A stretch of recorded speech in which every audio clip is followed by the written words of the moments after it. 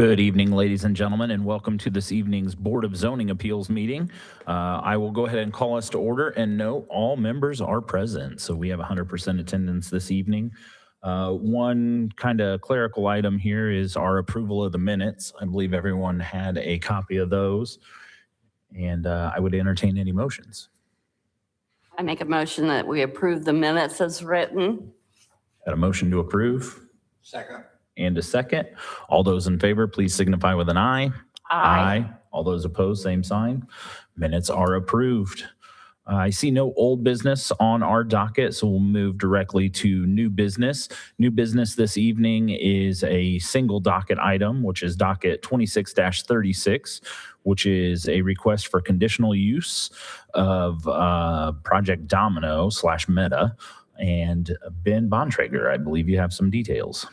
Thank you, Mr. Coots. Good evening, board members. The agenda item for this evening is a conditional use request on the Meta Data Center campus site. The subject property is at 3602 West State Road 32. It is a property that is zoned LEAP within the mega site subdistrict, and we're approximately 1,500 acre site. So again, as I mentioned, this is a conditional use request, and this would be for a telecommunications tower. So that as we were looking at this, certainly this is something that's integrated within the overall campus, but it's not a use that we would typically see necessarily with a data center use like this. And telecommunications towers are a conditional use. Typically would see those as a standalone telecommunications tower, but we did want to go ahead because this was something we wouldn't necessarily see as an ancillary use to a data center campus to go ahead and require this to come through the conditional use process. And so again, as I mentioned, those towers are a conditional use within the LEAP zoning district. So as part of that, then you look at a series of statutory criteria. First, though, I want to just go over just a little bit of background on this.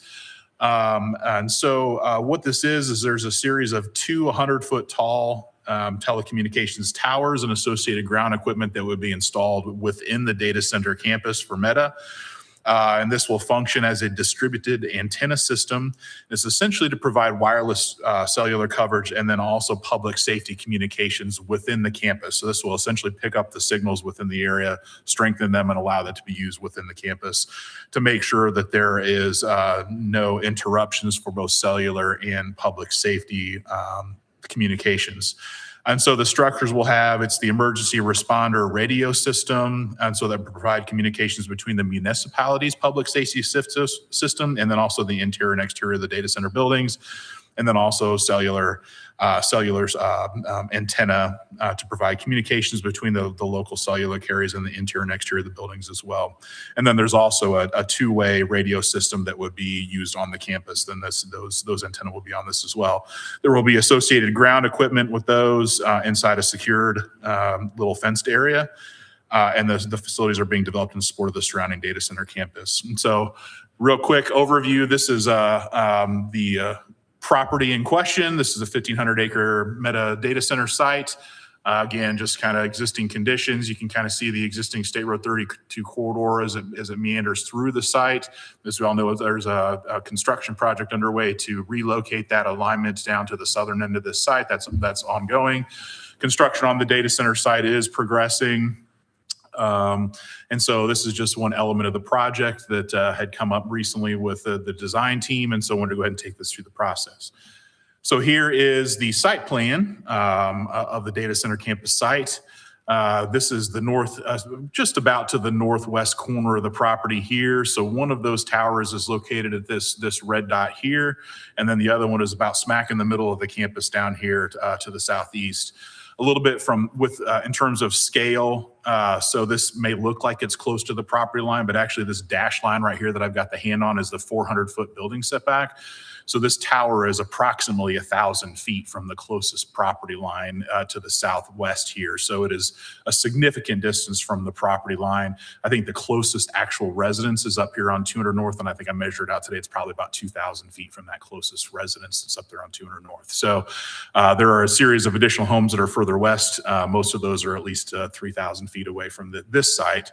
This other one would be significantly more than that, being that's in the middle of the site and amongst the development. So a couple things I just highlighted in the staff report. We do have some telecommunications towers requirements. One is that the height of the antenna support structure cannot exceed 200 feet. In this case, actually, this is a little bit, we'll go here real quick. This just shows a quick diagram of what that support structure looks like. The height of that structure is 100 feet, so about half of what's permitted. Actually, the highest antenna they're showing here is about 110 feet tall. So we're just a little over half of what's permitted versus in terms of the UDO. Second, if this is adjoining residential, it must be set back from the property line at least the height of the support structure. So again, as I mentioned, we're a little over 1,000 feet from the closest property line, significantly more than that from the closest residential structure. So it more than meets that minimum setback of 110 feet per the ordinance. The last one that I did highlight is that utility buildings and structures accessory must be architecturally designed to blend into the surrounding area. Landscape plans for the facility must be substantially similar to landscaping for other uses in this area.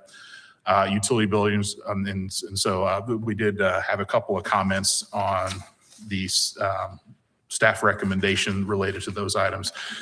So now real quickly, we'll go through those. I said there's 6 criteria that have to be considered on any conditional use. And the first is that the establishment, maintenance, or operation of the conditional use will not be detrimental to or endanger the public health. And staff to determine that the maintenance or operation of the proposed tower or towers will not endanger the public health. The facility will be constructed to meet or exceed all structural standards, electrical codes, and FCC regulations. And they will do an RF emissions analysis to make sure that the transmissions emitting from the tower are well within safe FCC thresholds.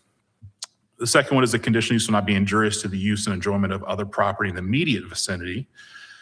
Staff determined the proposed tower will not be injurious to the use and enjoyment. The tower is designed as a 100-foot tall, solid leg self-support structure, which minimizes its profile. And as I mentioned, it's a little over 1,000 feet from any of the property lines, so a significant distance from any adjacent property. The entire data center campus features extensive property line setbacks, significant perimeter berming, and heavy landscaping. And so these comprehensive site improvements will heavily screen the tower from any public rights of way and or adjacent parcels. And because the facilities are located within the industrial campus environment, it's well removed from any residential uses. Third criteria is establishing the conditional use will not impede or substantially alter the normal and orderly development of surrounding properties for uses permitted in the zoning district.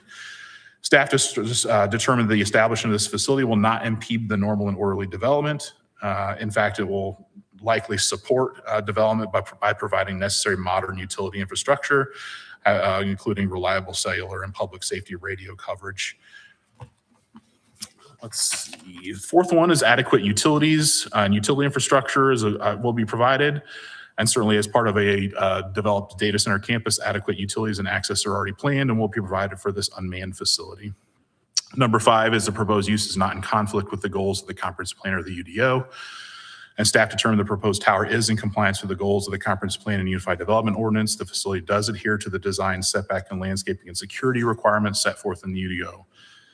Furthermore, the tower has been designed with co-location capability in mind, featuring structural capacity to accommodate multiple carriers and antenna arrays. So again, this theoretically you could have some third-party cellular service providers that could co-locate on those towers, again increasing cell coverage out within this area. Criteria number 6 is the proposed use is listed as a conditional use, and per this City of Lebanon Unified Development Ordinance, wireless telecommunications facilities and cell towers are permitted as a conditional use in the LEAP zoning district. With that then, quick summary, planning staff recommends approval of the conditional use request for a telecommunications facility subject to the following condition. And that would be that the applicant submits construction details for a privacy style or opaque fence surrounding the proposed towers and support buildings and a landscape camp plan that provides additional natural screening complementing the privacy fence. With that, then I'd be happy to answer any questions, and the applicant is here to provide a little bit more of the technical detail that I'm not well versed on related to this. Questions from the board? Is this something that goes through the LEAP planning group? Or would... This would not, as it's not a structure, so this does not go through the architecture review committee there. So it Gotcha. just comes through basically the city and the UDO requirements for LEAP district. Okay, perfect. Thank you. Any other questions? The applicant care to speak this evening? I want to thank you for this opportunity.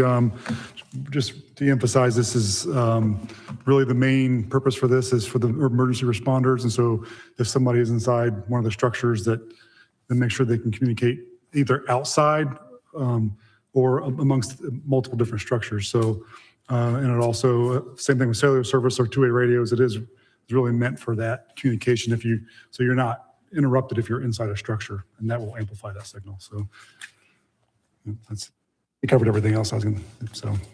Any questions from the board for the applicant? All right, thank you very much.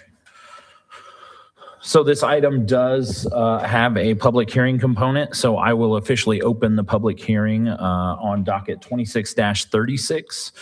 Please keep your comments to 3 minutes if possible, and on topic if possible as well. Feel free to step to the microphone.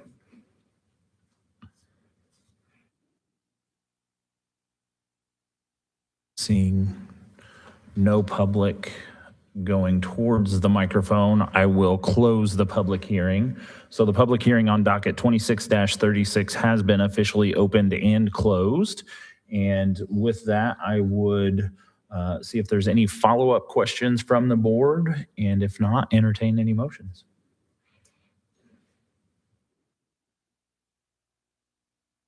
I make a motion to approve the conditional use request for the telecommunications facility, subject to the following condition: that the applicant submits construction details for a privacy style or opaque fence surrounding the proposed towers and support buildings, and a landscape plan that provides additional natural screening complementing the privacy fence. Thank you. So we have a motion for approval with the condition. Any seconds? Got a motion and a second. All those in favor, please signify with an aye. Aye. All those opposed, same sign. That motion does carry unanimously. Thank you, board. I believe that is the only item on our agenda this evening. So we can move ourselves directly on to adjournment if we have a motion. Make a motion to adjourn. Got a motion to adjourn. Do we have a second? I'll second. Got a motion and a second. All those in favor, please signify with an aye. Aye. All those opposed, same sign. That motion does carry. Thank you very much. We will see you at the next regularly scheduled Board of Zoning Appeals.